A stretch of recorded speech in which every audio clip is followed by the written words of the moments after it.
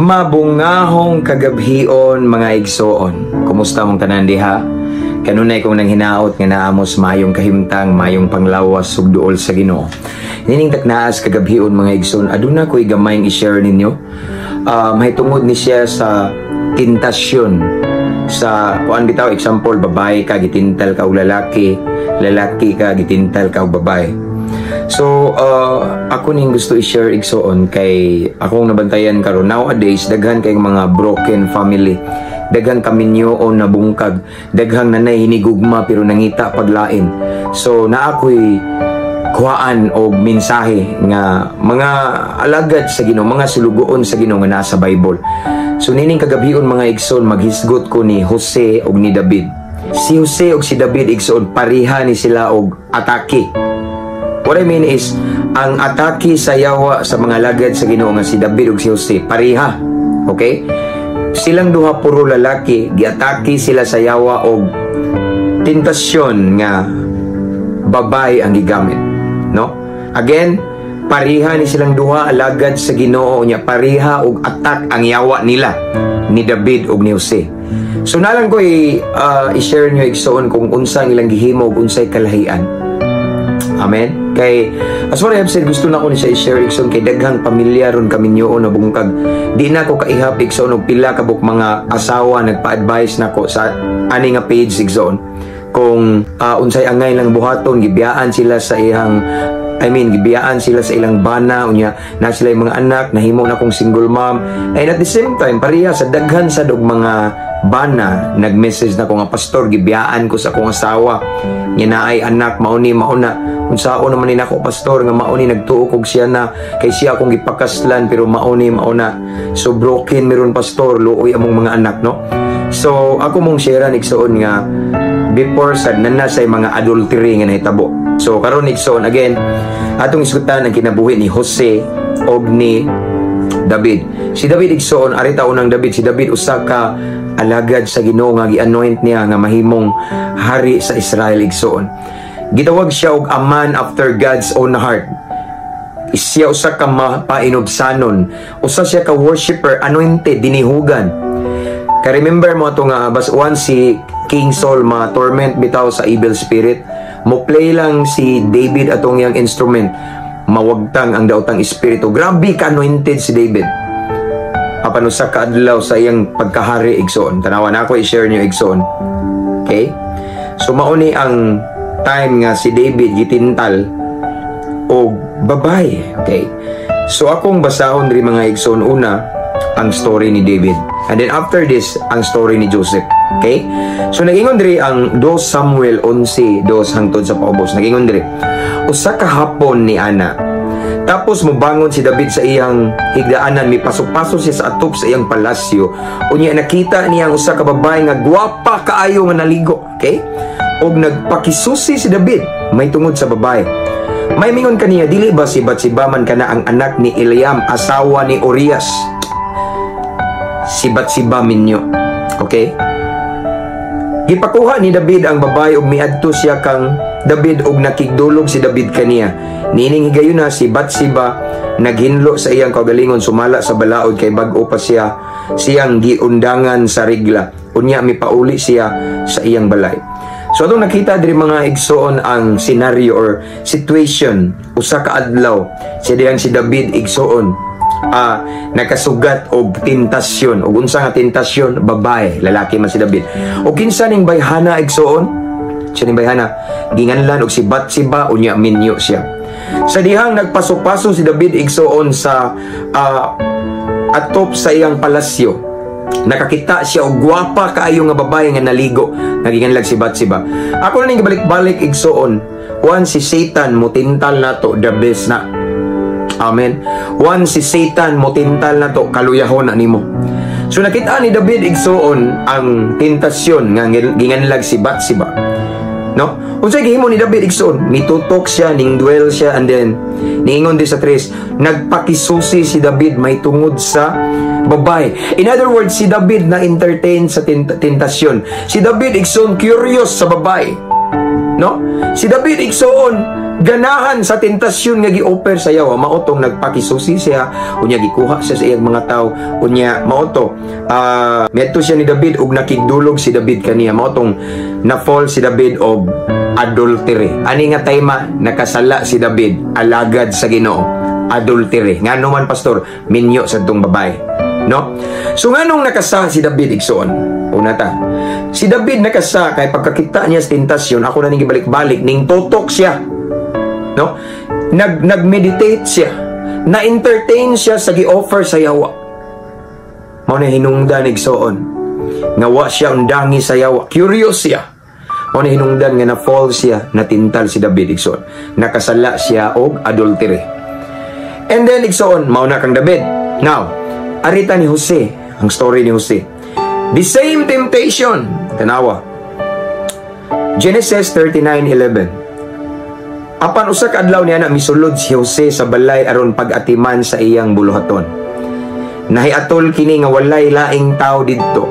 Gigunitan sa asawa ni Potiphar ang sapot ni Jose ug miingon, "Tana, magdulog kita." Apan miipsot ug midagan si Jose ngadto sa gawas ug nahabilin ang iyang kupo dito sa kamot sa babay. Kay ang bisti raman ni Jose ang iyang nagunitan ug nakadagan man si Jose. The same temptation, babay. Paminaw mo mga bana, mga minyo. The same temptation, babay. Gusto sa yawa nga gubon ang kinabuhi sa mga alagad sa Ginoo. Amen? So mao ni igsoon niya gitintal si Jose sa asawa ni Potiphar. Sila lang duha atong tayma. Dako kay gigayon igsoon nga mahimo tong gusto or gitinguha sa asawa ni Potiphar. Pero ang kalahian mao ni, sa diyang gitintal igsoon, gitintal si Jose sa asawa ni Potiphar. Mao ni nahitabo. Okay? Unsay nahitabo? Miipsot og midagan si Jose ngadto sa gawas. So mao ni kalahian. Miipsot siya og midagan, nay word nga midagan. Dako kay kalahian ni David. Kay si David unsa man?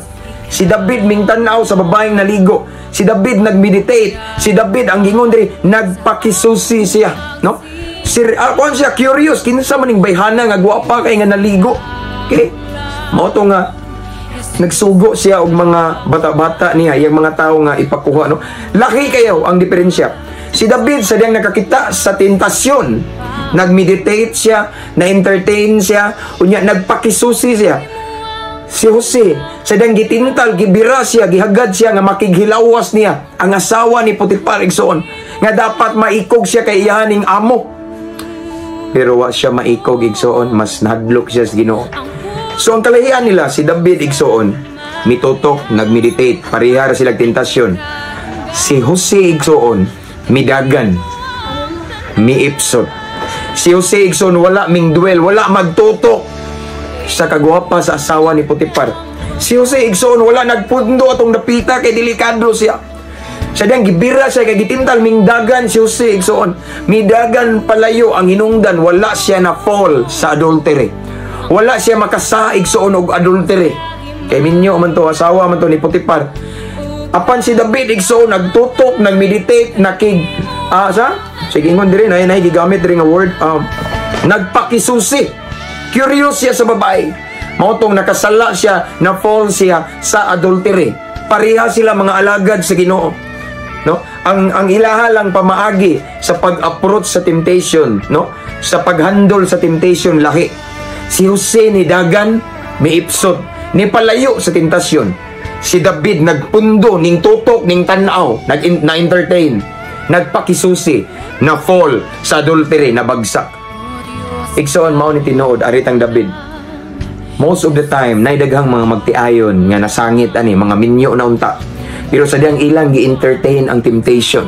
Sa diyang ilang gitagad ang temptation. Sa diyang ilang gi-meditate, sa ilang gitagaag panahon. Nagpundo sila, kay bawo siya nga type niya ng lakiya kanang bayhana, kay bawo siya nga iya ng ex, kay bawo siya nga na sila'y kaagi na sa una, nagpundo na fall sa adultery. Si Jose laki. Si Jose igsoon, wala niya tagaig higayon ang yawa. Si Jose igsoon pagkaybaw niya nga tagilid siya ng dapita, apiki siya ng dapita, diya, maipit jud siya ng dapita. Naik posibilidad nga matintal siya, ma-fall siya, mingdaga na lang siya. Wise kayo si Jose. Midagan palayo sa temptation, ming ipsot Kung sa inungdan, daog siya. Ako na gibalik-balik igsoon, dili tanang panahon alawan ta kay midagan ta. Apanay mga panahon nga ning daog ta, mudagan ta kay maoyawi sa tong kadaugan. Igsoon, daghang pamilya na nga guba karon, daghang relasyon nga nabungkag tungod kay na fall na nakasaog lain nga asawa urbana bisag minyo na. Mao ni timan ni igsoon, ang lesson ni David igsoon. Atong kuan og kuan pagtulunan kang David, natintal siya kay nagmeditate siya, ning tutok siya, nagpakisusi siya, ning duel siya sa temptation. Mao nakasala siya adultery. Kang Joseph igsoon, atong kuaon ang leksyon nga gusto ipaabot sa event sa kinabuhi ni Joseph nato. Sa diyang gitintal siya kay bawo siya nga mura og tagilid siya ng dapita, ang iyang gihimo igsoon very wise, ning dagan siya palayo.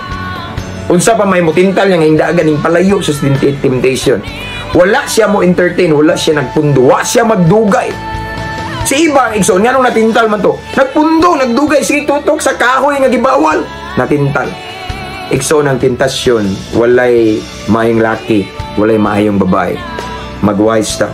For us, para dili ta ma-fall aning gitawag og sin sa adultery, kita para ni sa mga minyo or para sa naiuyab na relasyon diha. Kinahanglan ka maota mo handle sa temptation. Tanaw nimo nga ayay ako ning kaluyon, ayaw duel, ayaw tutok, ayaw meditate. Kung mahimo mudagan ka mo palayo ka anang dapita aron dili ka ma-fall, aron mudaog ka. Igsoon sa gi-offer nga temptation sa yawa. Igsoon ang tentasyon na ana bisan asa. Dili ka pwede mo ampog, Lord ipalayo ko sa tentasyon kay layo ko sa kong asawa, layo ko sa kong bana. No, sayop na si Jesus gali gitintal, naa ng tentasyon mo sugot tag sa dili. Amen. Nya moabot na sa panahon nga surprise, mao na igsoon nga if ever ang tentasyon masugatan na nimo, mao ni timan ayaw tutok, ayaw duel, ayaw meditate, ayaw ka entertain. Kay once ang yawa makit-an ka nga na entertain ka sa iyang gi-offer nga temptation, dili ka undangan hangtod dili ka mabagsak, matintal. Kay gusto sa yawa nga gub-on ang imuhang relasyon, gub-on ang imuhang ang imuhang kaminyoon, ang marriage life nimo. Kay ang yawa ang kawatan ning aris, pagpatay, paglaglag, pagpangawat. Amen. Mao na nga kung nasa i-offer nga temptation, ayaw tagai og higayon, ayaw ka entertain. Instead sunda silsi, kabalo ka nga huyan ka ng dapita, dagan palayo igsoon. Amen. Dagan palayo, ayaw pundo anang dapita, ayaw og ka entertain, palayo. That way nagpalayo ka, ingon ba talawan, no, di mo sukol, pero that kana lang siya ang bugtong pamaagi nga mudaog ka og dili ka mabagsak sa gitawag og sin of adultery. Usa ka gamayng pahinumdum kanato nining taknaa sa kagabhion. Keep safe everyone. Ampo, amping og abante para sa kamayaan sa Ginoo. To God be all the glory. God bless.